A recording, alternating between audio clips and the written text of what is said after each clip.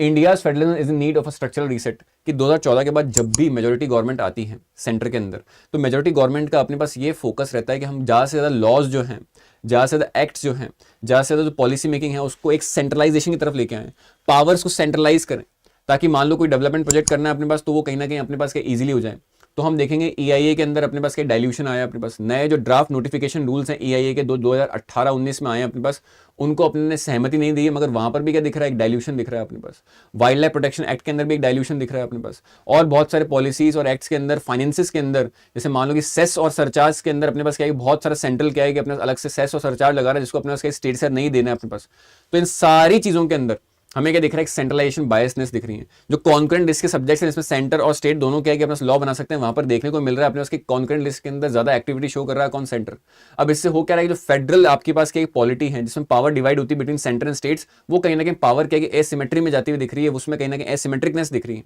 तो यहाँ पर जो MK स्टैलिन जी हैं जो कि चीफ मिनिस्टर हैं तमिलनाडु के, वो कहते हैं कि अपने पास सेंट्रलाइजेशन जरूरी था 1950s के आसपास, जब पूरे का पूरा कंट्री बटा हुआ था, अपने सेपरेटिस्ट टेंडेंसीज थी कंट्री के अंदर बहुत ज्यादा, अपने पास क्या है कि सेंट्रीफ्यूगल पावर्स क्या है कि एग्जिस्ट करती, सेंट्रीपिटल पावर्स कम थी, तब सेंट्रलाइजेशन करना, तब पावर्स का सेंट्रलाइजेशन करना, सेंटर के पास ज्यादा ताकत होना इंपॉर्टेंट था। मगर अब स्टेट्स क्या है कि इंडिविजुअली अच्छे से बिहेव कर रहे हैं, they are having what they are growing individually, financially growing in GDP sense also. तो इस टाइम पे सेंट्रलाइजेशन ऑफ पावर्स को कहीं ना कहीं क्या है कि यहाँ पर एक डिजेक्शन वाली नजरों से देखना चाहिए, और ये कहीं ना कहीं डेवलपमेंट के अंदर क्या है कि बाधा देगा।